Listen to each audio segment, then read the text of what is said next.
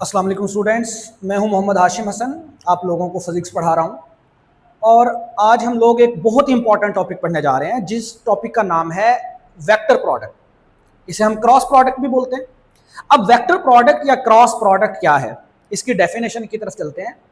देखिए students, vectors को multiply करने के दो तरीके होते हैं। एक तरीका हम पहले डिस्कस करके आ चुके हैं प्रीवियस लेक्चर के अंदर, जिसे हमने स्केलर प्रोडक्ट कहा था या डॉट प्रोडक्ट कहा था। आज हम वेक्टर प्रोडक्ट को डिस्कस करेंगे, जिसके अंदर जब आप दो वेक्टर्स को मल्टीप्लाई करें तो आपके पास जो आंसर आए वो भी एक वेक्टर क्वांटिटी हो। इस तरह की मल्टीप्लिकेशन को क्या कहा जाता है? वेक्टर प्रोडक्ट या फिर क्रॉस प्रोडक्ट। स्टूडेंट्स, यही डेफिनेशन है। देखें, if two vectors are multiplied and their resultant is also a vector quantity, then it is called vector product और क्रॉस प्रोडक्ट। देखें स्टूडेंट्स, आपके पास अगर दो वेक्टर्स हैं जिनके अंदर मैग्नीट्यूड भी है, डायरेक्शन भी है, आप उन दोनों को मल्टीप्लाई करें और आपके पास जो रिजल्ट आए उसके अंदर भी मैग्नीट्यूड भी हो, डायरेक्शन भी हो, इस तरह की मल्टीप्लीकेशन कहलाती है वेक्टर प्रोडक्ट। अब इसे मैथमेटिकली कैसे लिखेंगे? मैथमेटिकली इसे हम इस तरह से लिख सकते हैं। लेट्स सपोज हमारे पास दो वेक्टर्स हैं, एक ए वेक्टर, दूसरा बी वेक्टर। हमने इन्हें मल्टीप्लाई करना है तो हम दरमियान में क्रॉस का साइन लगाएंगे। इसलिए स्टूडेंट्स, वेक्टर प्रोडक्ट को क्रॉस प्रोडक्ट भी कहा जाता है, क्योंकि इसके अंदर जो साइन ऑफ मल्टीप्लिकेशन है वो क्रॉस यूज होता है। अब ये प्रोडक्ट किसके इक्वल होगा? A into B into sine theta N unit vector. अब स्टूडेंट्स, इस फॉर्मूले को हम पढ़ते हैं। ए वेक्टर जो पहला वेक्टर है, क्रॉस दूसरा वेक्टर जो बी है। इन दोनों वेक्टर्स का जब आप क्रॉस प्रोडक्ट लेंगे तो ये फॉर्मूला किस तरह से बनेगा? ए यानी ए की मैग्नीट्यूड, पहले वेक्टर की मैग्नीट्यूड, बी यानी बी वेक्टर की मैग्नीट्यूड, और साथ में स्टूडेंट्स मल्टीप्लाई होगा साइन थीटा। दोनों वेक्टर्स के दरमियान जो एंगल बन रहा होगा उस एंगल का साइन, और साथ में आएगा एन यूनिट वेक्टर। अब इस फॉर्मूले में जो अहम बातें हैं वो हम लिख लेते हैं। स्टूडेंट्स, ये जो ए बी साइन थीटा वाला फैक्टर है, ये हमें बताएगा नए वेक्टर की मैग्नीट्यूड के बारे में। यानी A B sine theta gives the magnitude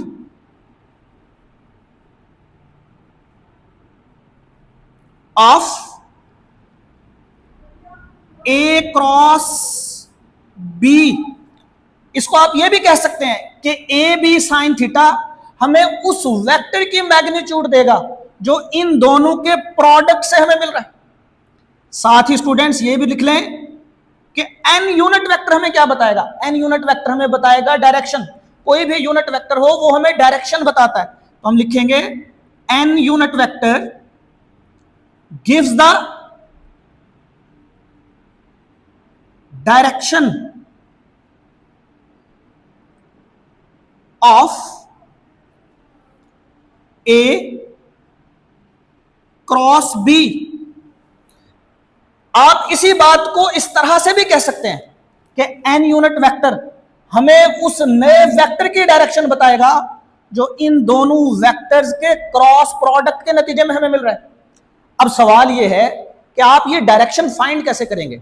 उसके लिए हमने एक रूल पढ़ना है, और वो रूल होता है स्टूडेंट्स राइट हैंड रूल। तो हम ये लिख सकते हैं, एन यूनिट वेक्टर यानी direction is determined bye right hand rule. अब ये जो डायरेक्शन हमने राइट हैंड रूल से फाइंड करनी है, इसके लिए हमें राइट हैंड रूल को स्टडी करना पड़ेगा, इसे समझना पड़ेगा। अब राइट हैंड रूल स्टूडेंट्स क्या है? नाम से पता चल रहा है राइट हैंड का इस्तेमाल करना है इसके अंदर हमने, लेकिन किस तरह से? स्टेप बाय स्टेप समझेंगे।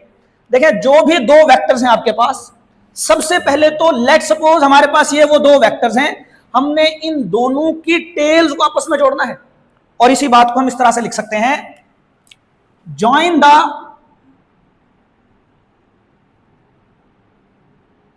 Tales of two vectors. सबसे पहले हमने दोनों वेक्टर्स की टेल्स को आपस में जोड़ना है स्टूडेंट। उसके बाद क्या करना है, उसके बाद आप ये देखें कि ए क्रॉस बी कर रहे हैं या बी क्रॉस ए कर रहे हैं।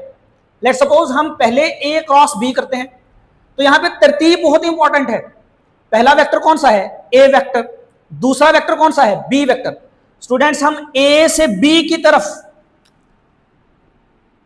एंगल को रोटेट करेंगे, लेकिन कौन से एंगल को, यहां पे स्टूडेंट्स दो एंगल बन सकते हैं ए और बी के दरमियान में। एक ये एंगल भी बन सकता है, लेकिन ये बड़ा एंगल है, और दूसरा ये एंगल बन सकता है। याद रखें, राइट हैंड रूल जब अप्लाई करना है तो ये हमने स्मॉलर एंगल के थ्रू करना है। अब इसी बात को हमने कैसे लिखना है, डेफिनेशन में हम लिखेंगे then rotate the first vector into second vector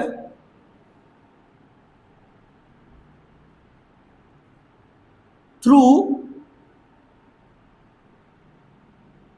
smaller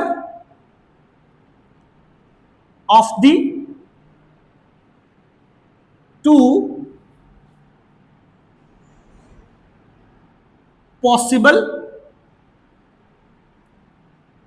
angles.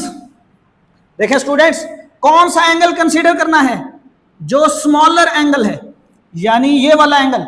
अब इस लाइन का मतलब क्या है, आप ए वेक्टर को बी वेक्टर की तरफ रोटेट करें, यानी एंगल की रोटेशन लें ए से बी की तरफ। तो जब आप एंगल की रोटेशन स्टूडेंट्स ए से बी की तरफ लेंगे, तो उसी डायरेक्शन में अपनी राइट हैंड की उंगलियों को कर्ल करना है। क्या मतलब है, ए से बी की तरफ। पहला वेक्टर कौन सा है, ए, दूसरा कौन सा है, बी। तो आपने स्टूडेंट्स ए से बी की तरफ अपनी उंगलियों को कर्ल करना है। कौन से हैंड की, राइट हैंड की उंगलियों को, ऐसे ए से बी की तरफ, ए से बी की तरफ। जब आप अपनी उंगलियां कर्ल करेंगे, अंगूठे को सीधा रखना है। जो अंगूठे की डायरेक्शन होगी स्टूडेंट्स, वही हमें बताएगी ए क्रॉस बी की डायरेक्शन। या आप ये कह सकते हैं अंगूठे की डायरेक्शन ही हमें बताएगी नए वेक्टर की डायरेक्शन। तो इस बात को किस तरह से लिखेंगे, हम लिखेंगे now curl the fingers of right hand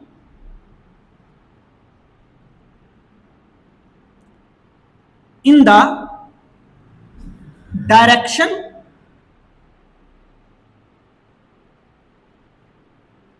of rotation. जिस डायरेक्शन में एंगल को रोटेट किया है, उसी डायरेक्शन में राइट हैंड की उंगलियों को रोटेट करना है ए से बी की तरफ। अब the erect thumb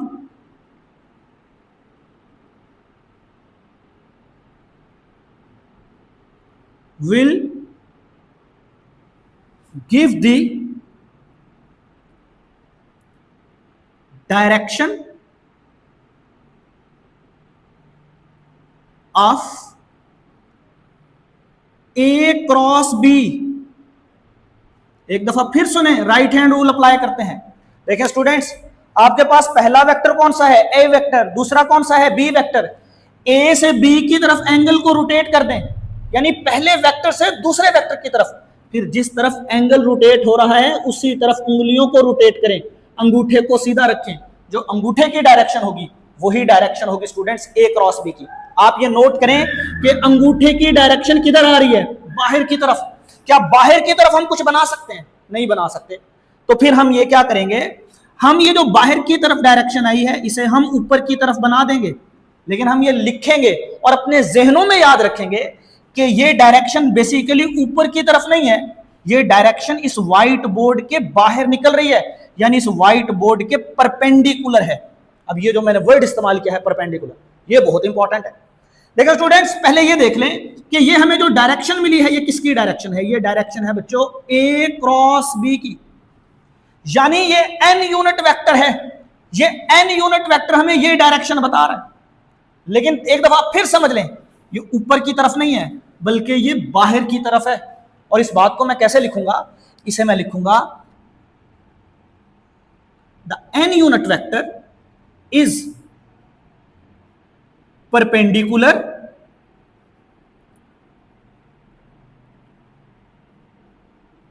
to the plane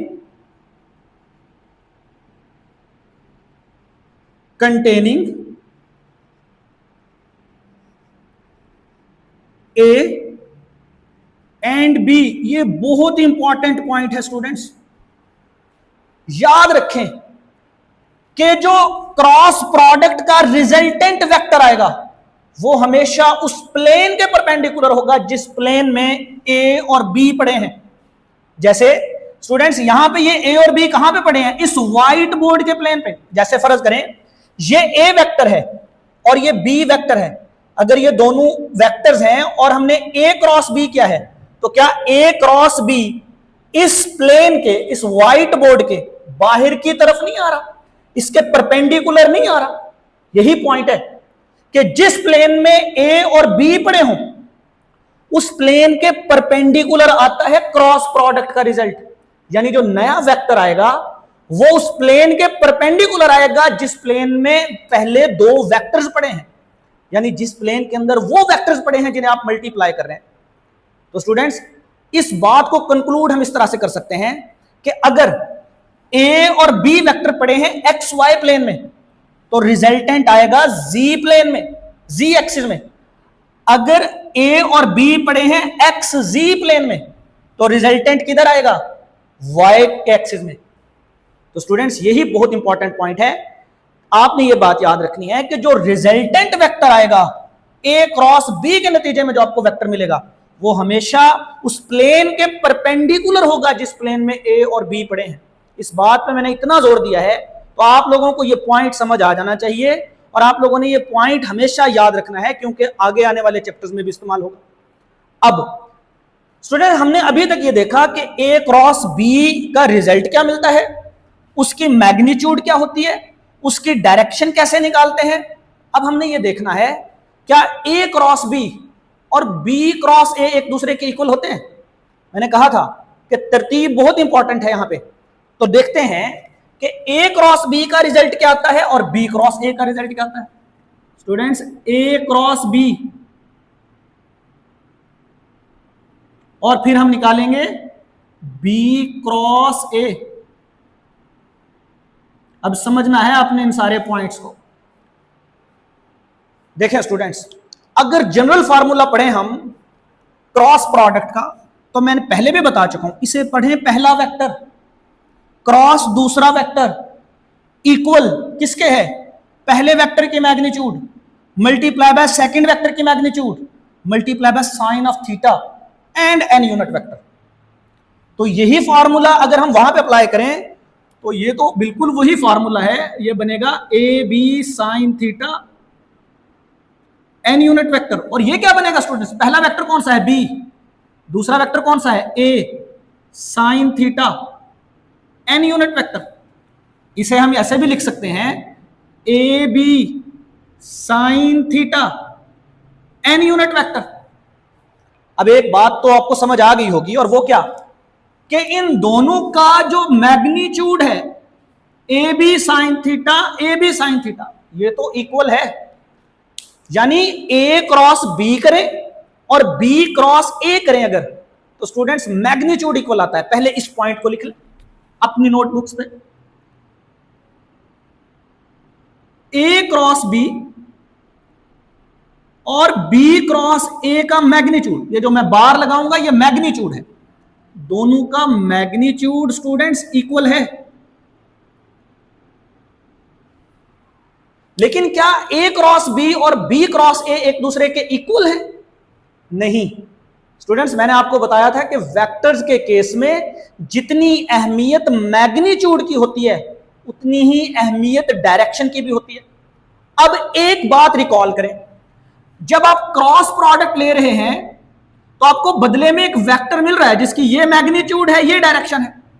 जब आप क्रॉस प्रोडक्ट ले रहे हैं तो आपको एक वेक्टर मिल रहा है जिसकी ये मैग्नीट्यूड है और ये उसकी डायरेक्शन है। अब ये भी एक वेक्टर है और ये भी एक वेक्टर है। ये वेक्टर्स कब इक्वल होंगे? जब इनकी मैग्नीट्यूड और डायरेक्शन दोनों एक दूसरे के इक्वल आएगी। अब एक बात तो हमने देख ली कि इन दोनों की मैग्नीट्यूड इक्वल है, लेकिन ये तब एक दूसरे के इक्वल आएंगे ए क्रॉस बी और बी क्रॉस ए, जब इनकी डायरेक्शन भी एक दूसरे के इक्वल आए। और डायरेक्शन हमने कैसे निकालनी है students? Right hand rule apply करके। यहां पे मैंने दो वेक्टर्स बनाए हैं, एक ए वेक्टर और एक बी वेक्टर। पहले ए क्रॉस बी की डायरेक्शन निकालते हैं।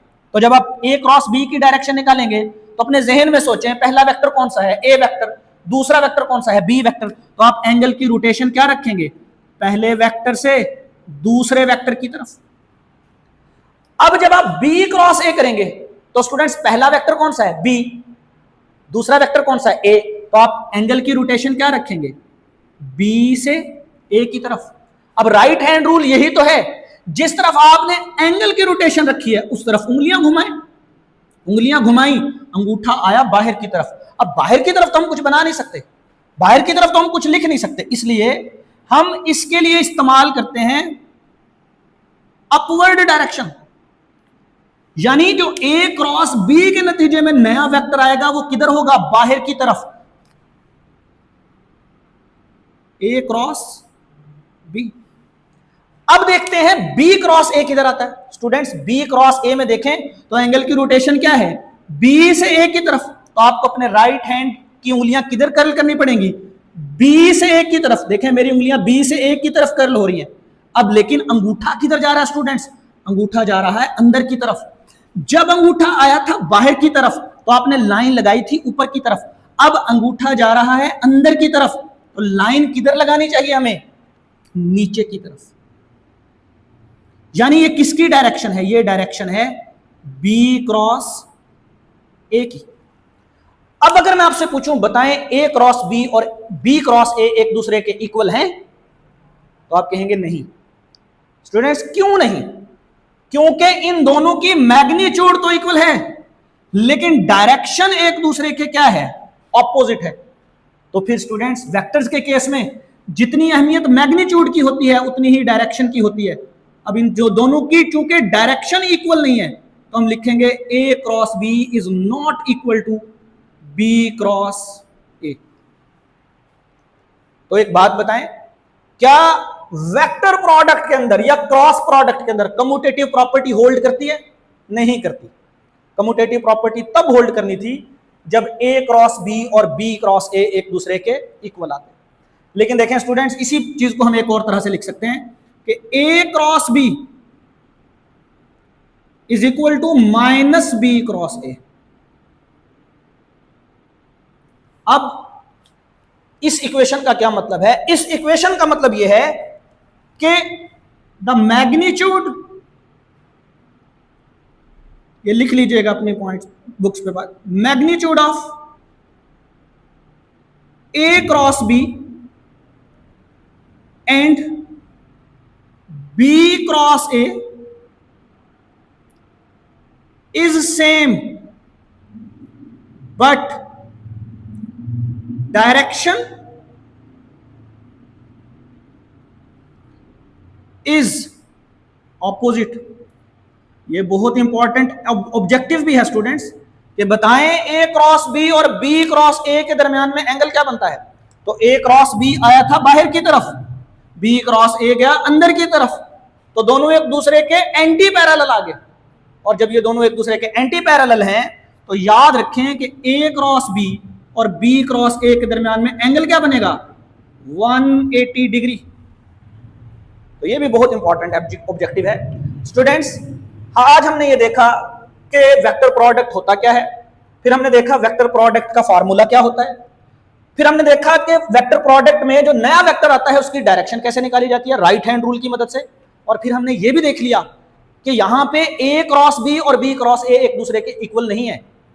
और अगर ये दोनों एक दूसरे के इक्वल नहीं है तो इसका मतलब ये है कि ये दोनों वेक्टर्स एक दूसरे के ऑपोजिट हैं। इनकी डायरेक्शन ऑपोजिट है, मैग्नीट्यूड सेम है। तो स्टूडेंट्स आई होप यहां तक आपको इस टॉपिक की समझ आ गई होगी। अब नेक्स्ट लेक्चर के अंदर हम लोग स्केलर वेक्टर प्रोडक्ट की कैरेक्टरिस्टिक्स को डिस्कस करेंगे। आप लोग जरूर देखिएगा। तब तक के लिए अल्लाह हाफिज।